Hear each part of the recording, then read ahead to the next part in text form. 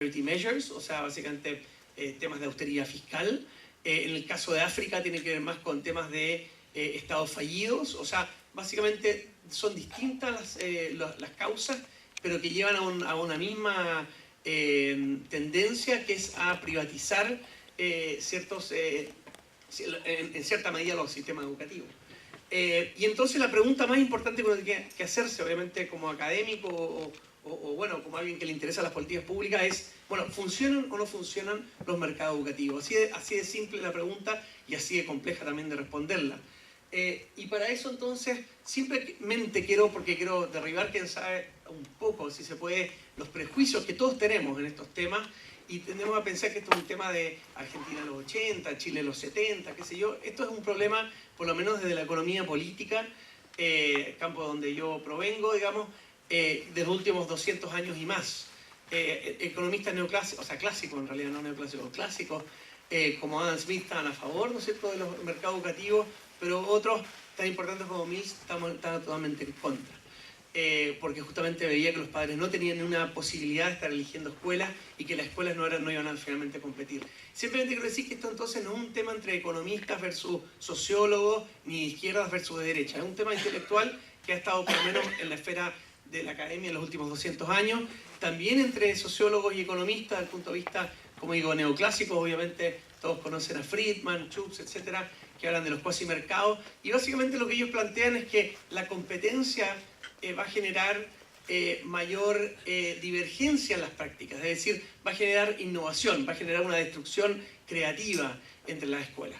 Y mientras tanto, en cambio, los sociólogos están viendo que hay una convergencia en términos de normas sociales y otras.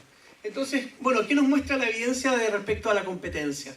Hay, como ustedes saben, muchos programas de voucher, etcétera, en Estados Unidos. Lo que muestra es que más o menos 2/3 de los estudios, digamos, que logran probar causalidad, no estoy hablando de estudios correlacionales, muestran que en general o es cero o es negativo el efecto de la competencia sobre la calidad. Es decir, pareciera no ser un motor realmente de mejoramiento, y más o menos 1/3 muestra que son positivos, pero cuando son positivos son más bien modestos, es decir, en realidad cercanos a cero, ¿ya? ¿Qué es lo que vemos en el caso chileno? A mí me tocó dirigir justamente un estudio hace muy poco, que lo publicamos en un libro en Routledge hace muy poco, sobre justamente la privatización y el efecto de la educación en los niños más marginados. Y déjenme mostrar muy rápidamente el caso chileno, simplemente decir, como ustedes saben, desde el año 80, o los que no sepan, desde el año 80 se privatizó el sistema que implica esto, se cambió la forma de distribuir los recursos, se hizo a través de la demanda, es decir, los recursos no van a la escuela, sino que van en el fondo a través de la asistencia, por lo tanto a través de lo que elige el padre o madre en el colegio que él se inscriba, ahí entonces los recursos siguen al niño. Se permitió la entrada de escuelas privadas, solamente de manera libre, y también privadas también con fines de lucro, ¿ya? De hecho, una buena parte de las que son privadas son con fines de lucro. Todas estas financiadas por el Estado, por cierto, además. Y además se les permitió cobrar recursos por sobre el subsidio del Estado, con lo cual dejó de ser gratuita buena parte de la educación financiada por el mismo Estado. Si uno mira entonces cuál es el efecto, este es el CIMSE, es básicamente la prueba nacional, es un censo, y uno ve que entonces es una línea totalmente, ¿no es cierto?, plana, y simplemente lo que quiero mostrar acá es que no hubo entonces, tal como decía Friedman, una gran revolución en términos de mejoramiento educativo después de 20, 30 años, bueno, ya más de 30 horas de mercado educativo. ¿Por qué el caso chileno es importante? No porque yo sea chileno, sino que en realidad es porque es el caso más extremo en el mundo realmente que existe de un sistema de vouchers universal, es decir, el sistema de subsidio a la demanda universal, y que haya durado tanto tiempo, digamos, sin mayores intervenciones.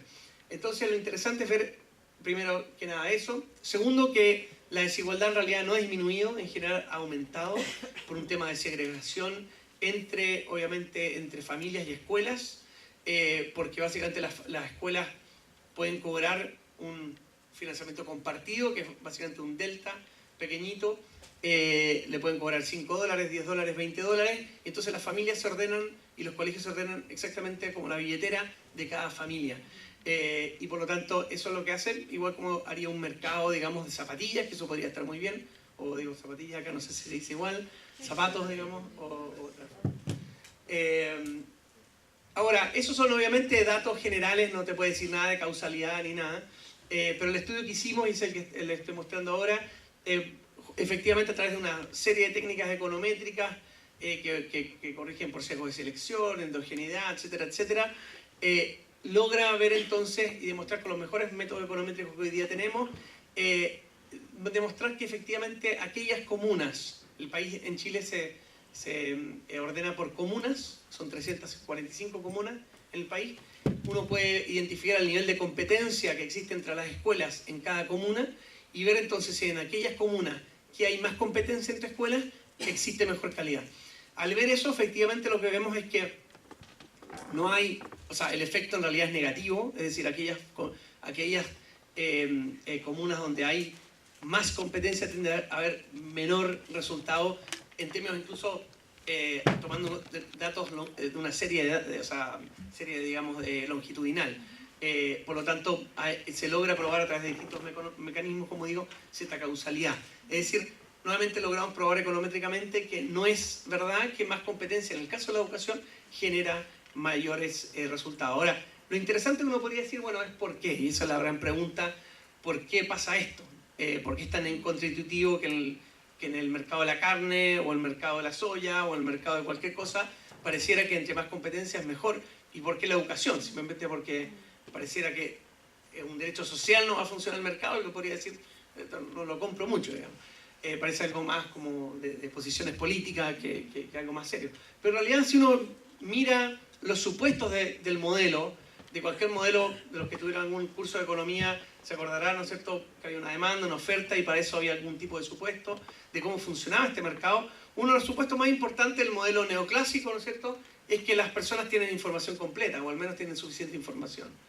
Chile es uno de los países que tiene mejor información o más larga data en términos de pruebas estandarizadas cada 2 años, digamos, en segundo, en cuarto, en sexto grado, en octavo, es una locura, en todas las disciplinas. Estamos en PISA, TIMSS, etc. Y por más tiempo, y sin embargo, apenas 1 de cada 5 padres sabe la calidad de su escuela en términos de CIMSE. Es decir, a pesar de que ellos reciben incluso a la casa un report card, digamos, un informe anual de cómo le está yendo a su colegio, apenas el 12% de los padres de las familias más pobres conocen realmente cuál es la calidad del colegio. Por lo tanto, mal podrían ellos estar eligiendo como un mercado educativo en base a la calidad. Si vemos un segundo supuesto es que, bueno, no solamente tienen información, sino que la usan para tomar decisiones, ¿no es cierto? Es como que uno dijera, todo el mundo sabe los precios y toma decisiones en base a los precios o a la calidad de los bienes. Lo que estamos viendo acá es que en realidad los padres no toman su decisión en base a la calidad de la escuela. En un mercado tan competitivo como en el caso chileno, los padres no están preocupados por la calidad académica. En la realidad, cuando le preguntamos a los papás, y estos no son encuestas, sino que son censos, todos los años se censa a todos los papás en Chile a través del CIMSE, lo que te dicen es que la causa número 1 para decidir tu escuela es que esté cercano a la casa, al hogar, lo cual hace mucho sentido porque estamos hablando de niños, ¿no es cierto? Que hay que trasladar. Por lo tanto, nuevamente hay un tema de movilidad. Tercer tema, y aquí voy apurando, el tema de que, bueno, eso por el lado de la demanda. Por el lado de la oferta, uno diría los colegios compiten en base a la calidad, en base a mejorar su calidad. Y en base a eso yo, así como Mac compite con Samsung, quieren hacer el mejor celular, uno esperaría que el colegio A trate de hacer lo mismo contra el colegio B. Y en realidad eso no ocurre. Hay muchos estudios, bueno, Lewinsky es uno de los autores también del libro que les mostré, que publicamos conjuntamente, pero él hace una revisión sistemática para darse cuenta de que no hay una evidencia robusta de que haya una relación directa entre mecanismos de mercado e innovación. A pesar de que uno tiende a pensar y escuchar mucho de que por sí mismo entonces un mercado educativo va a generar más innovación. Eso empíricamente no es correcto. No sé, por lo menos no se logra observar con los datos. Lo que sí se observa es que los colegios, en vez de competir en base a mejorar la calidad, que es un mecanismo difícil de hacer, lo sabemos, es caro de hacer, hay un mecanismo más barato en realidad de competir, que se llama la selección. Entonces lo que hacen es que en realidad compiten en base a seleccionar a los alumnos que son más fáciles de educar. Y por eso que hoy día, bueno, no me voy a detener en la cifra, los que estén interesados se los puedo pasar, pero básicamente uno puede ver la cantidad de test ¿no es cierto?, de selección que ocupan los distintos colegios. Estoy hablando de colegios que son subvencionados por el Estado, por lo tanto son colegios que deberían estar garantizando el derecho a la educación, no estamos hablando de los particulares pagados, lo cual, bueno, incluso uno podría cuestionar, pero estoy hablando de colegios que son financiados por el Estado para cumplir una función pública. Entonces, con esto ya concluyo. ¿Qué se puede concluir del caso chileno y el caso, como digo, estoy ampliando a más temas, digamos, basándome también en evidencia de otros países, no solamente Estados Unidos, sino que de otros países? Básicamente, uno es que en realidad hay muy pocos elementos así empíricos para poder decir que uno debiera jugársela, digamos, por una reforma que busca generar cuasi mercados de educación. Realmente no parecen ser un motor de mejoramiento escolar. Como digo, esto es un tema empírico más allá de la ideología. Hay gente que dice, bueno, pero se justifican por el tema de la diversidad. Algunos pueden mencionar Holanda, por ejemplo, que es un sistema de voucher bastante exitoso, se podría decir, desde esta perspectiva, pero que tiene una causalidad no por el tema ideológico, sino que por un tema de raíz histórica religiosa.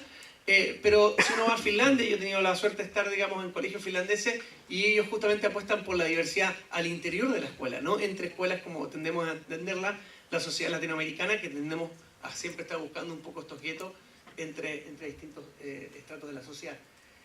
En cambio, la parte negativa, si bien la parte positiva es muy potencial, digamos, es más teórica, la parte negativa, en cambio, es bastante cierta. Uno es cierto el tema de que efectivamente estos mercados, y lo dice la misma OECD en un informe reciente, que es que justamente los sistemas de cuasi mercado en educación generan más segmentación de manera sistemática. Eso es un hecho nuevamente empírico. Y lo otro que es muy interesante para efectos de la discusión que teníamos del tema fiscal, es que cuando un sistema se privatiza y permite que la clase alta y la clase media salga del sistema público, se pierde el apoyo de la clase media y clase alta para financiar los impuestos. Y cuando eso ocurre, obviamente, entonces es muy difícil pensar que vamos a lograr, digamos, financiar la educación al nivel que realmente se requiere. Eso uno lo puede ver incluso en el caso de Estados Unidos, en los años 70, 60, cuando antes de las leyes de inclusión, como ustedes saben, los colegios digamos, población afroamericana tenían financiamiento mucho más bajo que los blancos, hasta que, bueno, con las leyes de inclusión estuvieron obligados a mezclarse, y entonces fueron los votantes blancos de los estados del sur los que justamente salieron a pedirle a sus senadores y digamos, diputados que le subieran los impuestos para mejorar la calidad de la educación. O sea, sabemos por un montón de casos históricos que podría mencionar, de que efectivamente cuando tú mezclas a las distintas clases sociales, logras por ende mayor capacidad digamos, y disposición a aumentar los impuestos.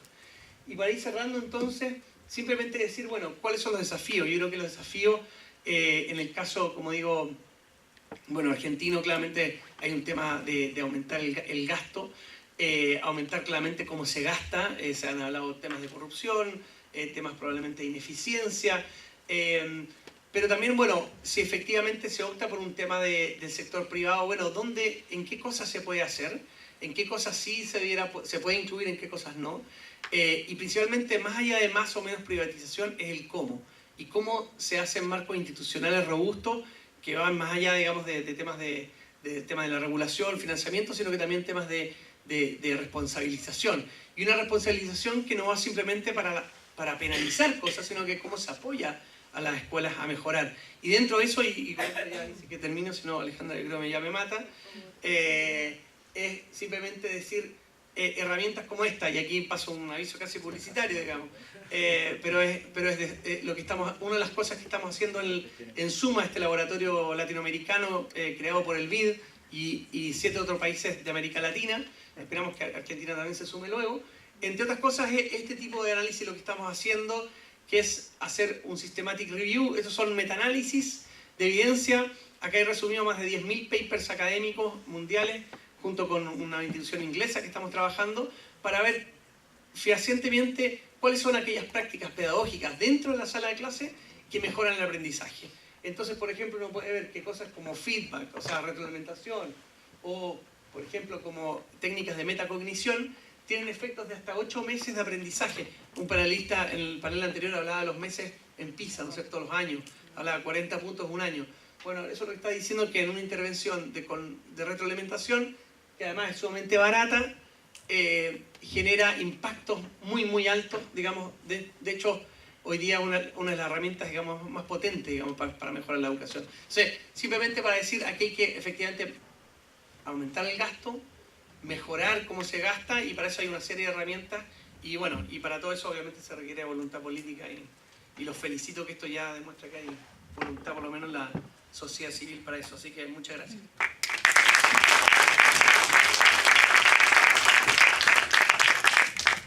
Bueno, muchísimas gracias. Vamos a volver a contactar entonces a Camila con la idea de hacer unos 5 minutos de cierre de esa presentación que quedó abierta. Hola, Camila. Hola. Bueno, te dejamos, si te parece bien, 5 minutos para hacer el cierre que estabas armando. Claro. Bueno, yo estaba comentándoles del segundo mecanismo que me parece fundamental compartir con ustedes, que es este EFE, este mecanismo de financiamiento que la Comisión de Educación está promoviendo, porque este mecanismo es fundamentalmente un consorcio de bancos, el Banco Mundial, el BID, el Banco Asiático, el Banco de África, un consorcio de bancos pensado para ofrecer préstamos a países de renta media-baja. Entonces, es un mecanismo que para la campaña mundial es profundamente problemático, porque en el lugar de estar promoviendo justicia tributaria o cooperación internacional, estamos volviendo a un periodo en donde el endeudamiento se está naturalizando, se está poniendo en el centro del debate, y de una manera incluso absurda, porque esta Comisión de Educación es la cual dijo que la brecha necesaria para lograr lo de S4 son 39 billones de dólares. Entonces, nos parece un disparate que frente a este escenario, en el lugar de estar promoviendo mecanismos de justicia tributaria, como Adrián compartió los datos, es realmente un mecanismo que podría hacer un giro total y permitir que los derechos humanos fueran financiados en su totalidad, no solamente el derecho a la educación, esté ganando tanta proeminencia este mecanismo de endeudamiento. Entonces, yo quería compartir con ustedes esta preocupación.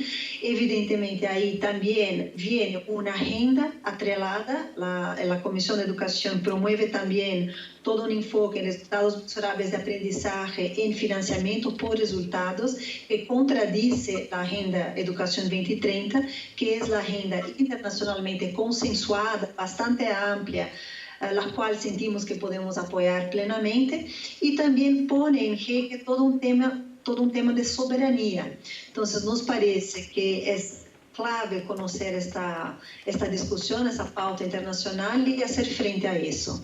La Comisión está intentando traer la pauta en el ámbito del G20, aunque parece que el G20 no quiere abrazarla totalmente. También llevó eso a Naciones Unidas, junto a Antonio Gutiérrez, y ahí, bueno, la campaña mundial lanzó ahí un documento que podemos luego compartir con todos ustedes, pero sentimos que tenemos que hacer una resistencia también en nivel de Naciones Unidas. Para terminar, yo quiero decir que me parece que es clave la alianza entre movimientos de educación y movimientos de justicia tributaria, y un momento muy oportuno para promover esta agenda de un mecanismo global de justicia tributaria junto a Naciones Unidas. Y creo que tendríamos que estar dialogando más para trazar una estrategia para que eso sea posible. Bueno, yo agradezco la atención y bueno, sigo aquí acompañando el debate con ustedes. Bueno, muchísimas gracias.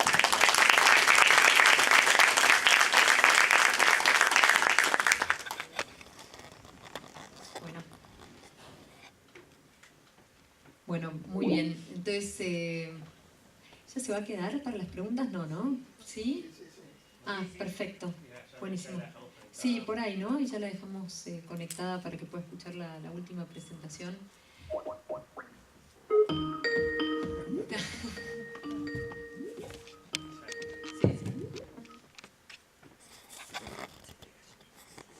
Camila. partió. Sí. Ah, perfecto. Bueno, buenísimo. Entonces nosotros seguimos avanzando con la última presentación. Ahora sí, que va a estar a cargo de Daniel Cara y de José Marcelino.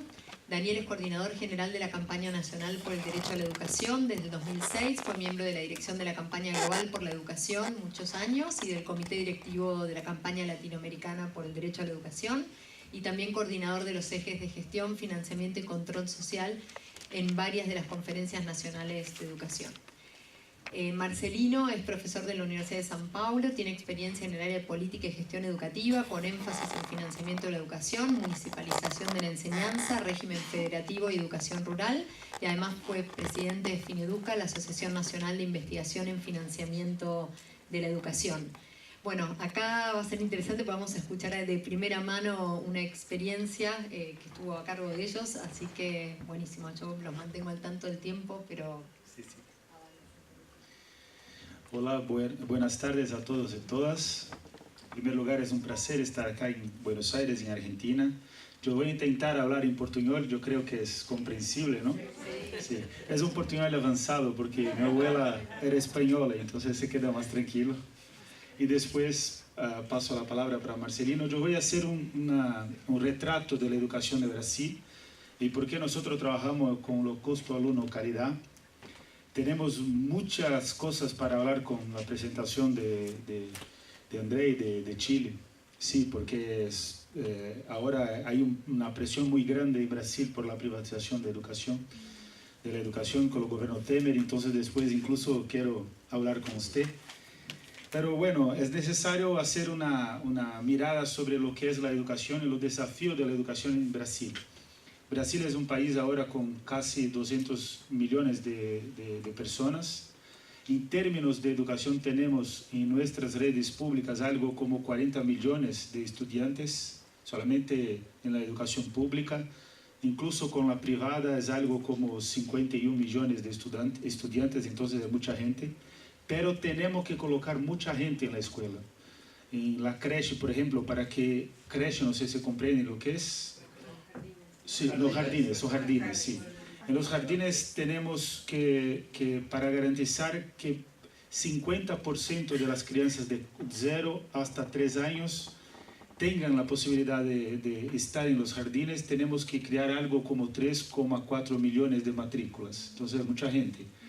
En términos de de enseñanza primaria, tenemos que poner 500.000 estudiantes en las escuelas, personas que no tienen acceso a la educación.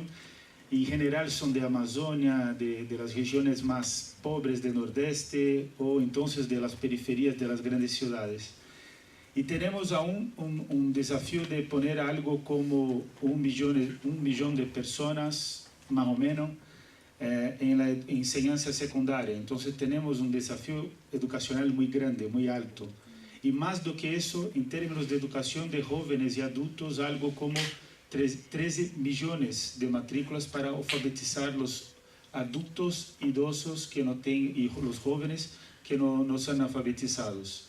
Entonces tenemos desafíos educacionales que son gravísimos y necesitamos corregir eso, ¿no? Pero además que tenemos que crear muchas matrículas, tenemos también que garantizar la calidad. Y ese es un problema que es un problema central en Brasil, porque es un país federativo, que las desigualdades federativas son muy parecidas con Argentina, pero creo que peores, porque hay un estado en Brasil, que es el estado de São Paulo, que arrecada mucho y los otros arrecadan poco, y los instrumentos de distribución de la renta interna en términos de lo federalismo brasileño, son muy fracos. Entonces eso es un problema muy clave. En términos de cómo arreglar eso, la Campaña Nacional por el Derecho a la Educación en 2002 empieza un estudio que se llama Costo Alumno Calidad, que después avanza para Costo Alumno Calidad Inicial, que es una idea que me gusta mucho porque tiene una relación muy fuerte con la Constitución y con las leyes de Brasil. Y lo que nosotros hicimos, a partir de 2002, y gracias al trabajo fuertemente de Marcelino, que para nosotros es maestro titular de la Universidad de São Paulo y es nuestro gran militante y parcero parcero se comprende, socio, sí. Parcero no es muy tranquilo, ¿no? Estamos durmiendo en el mismo sí. cuarto. Es nuestro socio que hace parte a mucho tiempo de la campaña. Empezamos con mucha gente oyendo algo como 400 personas, entre economistas del Estado, entre parlamentarios, entre la gente que estudia en la escuela, los estudiantes, maestros, jóvenes que no hacen parte de movimientos estudiantiles, padres, madres, en fin, con mucha gente. Empezamos a discutir lo que sería una forma de organizar un costo de la educación que llegase a un patamar de calidad. Y hicimos eso siempre mirando para las leyes de Brasil e intentando cambiar las leyes de Brasil. Y mucho de lo que Javier habló aquí, que Brasil creció la inversión en educación, se debe al trabajo que empieza por lo esfuerzo de la campaña brasileña por el derecho a la educación, que en cuanto hace el estudio, tiene peleas muy fuertes en el Congreso Nacional para empezar a aumentar lo presupuesto de educación. Y hoy nosotros tenemos lo estudio del costo alumno calidad, que Marcelino va a hablar para ustedes cómo se arregla, cómo funciona y todo. Nosotros hoy tenemos lo indicador de lo estudio, lo costo alumno calidad, dentro de nuestra ley del Plan Nacional de Educación, incluso que debería ser implementado en 2016, en junio de 2016, pero todos saben que Brasil ahora vive un golpe parlamentario, mediático, de los sistemas de la justicia, que eso es una cosa terrible. Nuestra democracia está en riesgo, tenemos elecciones a lo fin del año, no sabemos lo que va a ocurrir, pero lo que ocurre es que las leyes de educación, incluso la inversión en educación, ahora está parada en los mismos patamares de 2014, cuando se encerró el primer mandato de Dilma Rousseff y luego después electa, pero cae en agosto de 2016. Entonces, la realidad es que conquistamos mucho, incluimos lo costo alumno calidad en la ley, incluimos los recursos de petróleo para educación y salud, pero con el gobierno Temer eso no está ocurriendo. Incluso hay una enmienda a la Constitución que determina que por 20 años ninguna plata nueva va a llegar para salud, educación, asistencia social y todo lo que Brasil necesita. Entonces ahora yo voy a pasar la palabra para Marcelino, que va a explicar un poquito de la situación de lo financiamiento de educación en Brasil, incluso lo costo alumno calidad. Muchas gracias.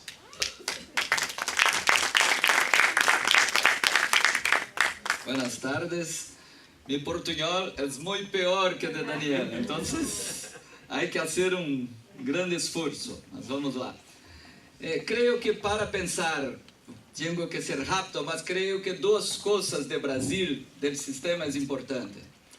La primera es la idea que la provinciación de la educación en Brasil ocurrió en 1835. Entonces teníamos ya un sistema provincial de educación. E a novidade foi com dos fundos que foi criado, que é o Fundef, que é fundo para a primária e secundária barra, houve uma municipalização. Então, se tienes problemas de desigualdades entre as províncias, hoje temos problemas porque são 5.700 municipalidades. Cada uma pode ter sua lei sobre educação, então é sistema muito complexo. Bom, vamos rápido.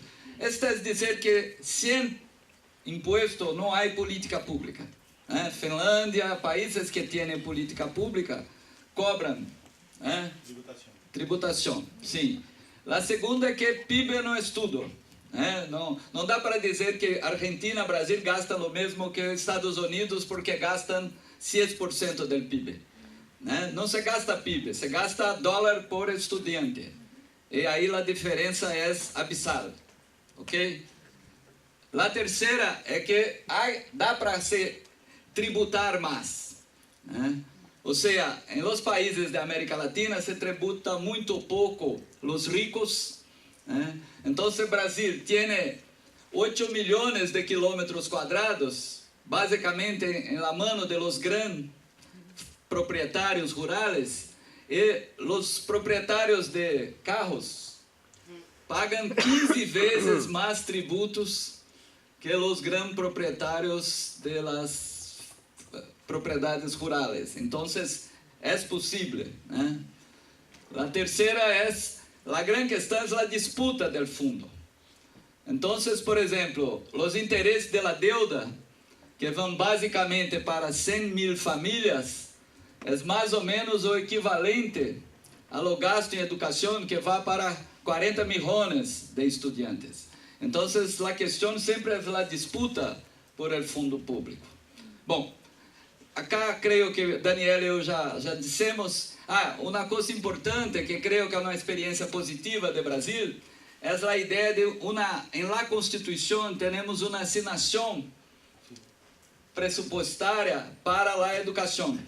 Entonces, 18% de los impuestos federales, 25% de los impuestos estaduales y locales. Entonces, creo que esto fue una conquista importante, pero no suficiente, porque cuando la economía queda, la plata queda. Cuando la economía sobe, la plata sobe. Entonces, mas creo que es mejor do que no ter nada. Los economistas não gostam muito de vinculações, né, de asignações, porque dizem que o presupuesto fica preso, mas creio que para nós outros defendemos, né? Creio que é importante. E temos também na Constituição dois princípios que aqui se passeia. A ideia de reduzir as diferenças entre os diferentes sistemas públicos, né, as escolas municipais, porque em Brasil, por exemplo, tem escola primária provincial e escola primária municipal. Então, em lo mesmo cidade, o estudante pode ir na escola pública que a província que administra ou a municipalidade administra. Então, há problema de escolha. ¿Sí? Bom, a ideia de que aqui é uma ideia muito simples.